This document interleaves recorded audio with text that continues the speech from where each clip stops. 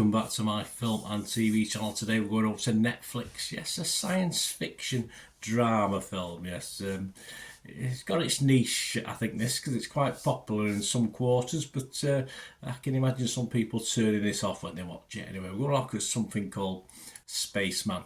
Please, if you're new to the channel, push that subscribe button, push the bell notifications, everything film and TV. Let me know what you think about Spaceman and Adam Sandler. I like Adam Sandler, comedy or straight roles. Or some of the comedies left a little bit to be desired, but this isn't comedy today, so we might be on safe ground anyway.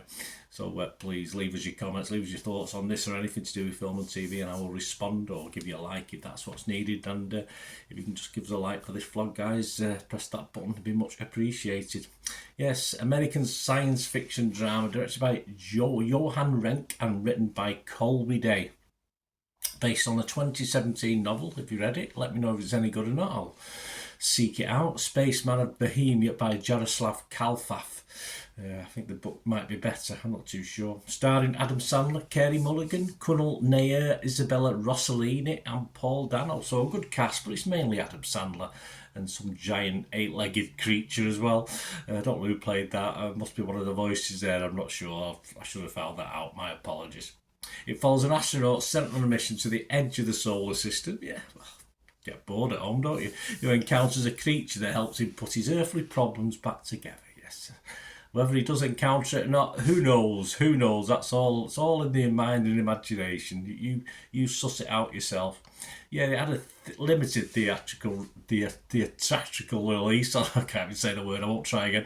On February the 23rd, and is streaming now on Netflix and started on there on the 1st of March 2024. All these scores and comments are at the 4th of March 2024. Rotten Tomatoes. Well, you couldn't get a more split group of people if you tried. 98 critics, 49 fresh and 49 rotten. There you go. Talk, not even one sat on the fence. A rating of 5.7 out of 10. So not a disaster. That's okay. It's not a total flop. The consensus reads of the website, Spaceman's poignant themes are partly brought to life by sensitive performances, I can't disagree with that, from a talented cast, mainly Adam Sandler, but it fails to consistently engage with its most interesting ideas. Yeah, we'll touch upon that in my little brief summing up. Metacritic, 31 critics, just 56 out of 100, so 56% again, so very similar really to Rotten Tomatoes. Total Films Layla Latif though liked it, gave it 8 out of 100 and said, this is an impactful and at times profound film with a hauntingly lovely turn from Sandler. I can't disagree with that, it is profound, whether that makes it an 8 out of 10. I'm not overly sure, but not often this happens. Eamon Warman from Empire magazine agrees with the guy from Total Film, or sorry, the lady from Total Film, well, we all call guys now, aren't we? And gave it 80 as well and said, come for the wise alien spider, stay for Adam Sandler as his somber best in this strange, heartfelt sci-fi drama. Here's hoping he continues to push himself to new highs. Well, we know Adam Sandler's capable of this. It's no big deal. And that split actually, so there's 31 critics there, 11 were positive, 18 were mixed. Yeah, I'm a bit in that camp myself, and 2 were negative. Rotten Tomatoes audience, the public liked it a little bit more, yeah, they were 66% positive, 3.5 out of 5, but Internet Movie Database, again, around about 5.8 out of 10, so it's just bordering on the 6 out of 10 I like to see with films, and that's based on over 9,400 scores and reviews, so 5.8 out of 10 on Internet Movie Database. And finally, guys, if you're not overly convinced whether to watch it or not, what can I add? Well, I'll probably make it more confusing. I mean, this, for me at times, had a sort of a feel of Space Odyssey, 2001. With Hal being replaced by a giant spider. Just the tone of the voices, very, if you watch it, you'll know what I mean. It's tenuous, but there is a similarity there for me. And of course, it is like a fairy tale in space, I heard one critic say, and that's probably right. There's a moral to it. And of course, relationships across the galaxy are explored. And yeah, probably satisfactorily ended in the end, but it does get a little bit wishy-washy and a bit weird. As in 2001: A Space Odyssey, I thought at the time when I watched that, I was a kid when I first watched that. Just a very, very odd film, start and the end. I didn't quite get some of it, but a lot of the meat inside I really enjoyed. As I grew older, I quite enjoyed it a little bit more. Sandler, as I've said, and as other guys have said, he's very capable in these straighter roles, more poignant roles, and unsurprisingly does a pretty good job. It doesn't surprise me one iota.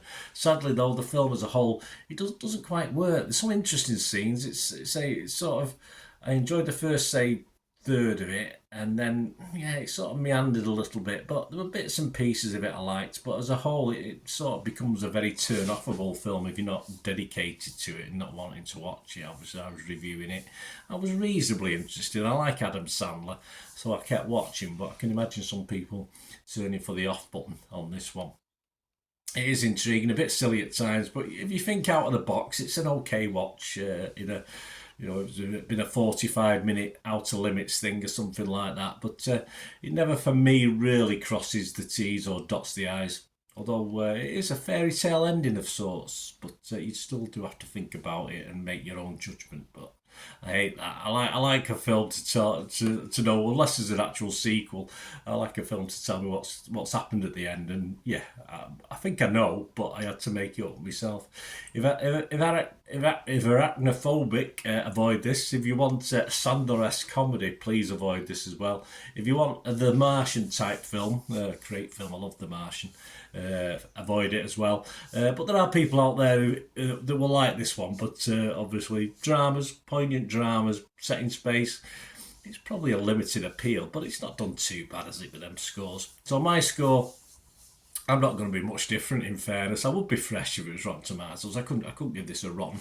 I'll be mixed though, as I've already hinted at on Metacritic, and I'm just going to give it. I won't say watchable because I know a lot of people won't like this. I'm going to go 5.5 out of 10, which is okay. It's fine, but just a little bit below that magical 6 out of 10. I like to give something that I can heartily recommend. I can't heartily recommend this, but you may like it, you might not. Certainly give it half an hour, see what you think, and then reach for the off button, or keep watching with interest and see it get a bit sillier. But Adam Sandler, yeah, sort of is a good guy, and he's just a good watch in this for me. Laid back, but it's like there's no exciting stuff. It's not edge of the seat stuff. There's a couple of edgy moments, but quite laid back film. Thanks for watching, guys. Let me know your thoughts. Great to hear from you. Till we meet again. Well, that's one thing, don't I? Please stay safe, everyone. Bye for now.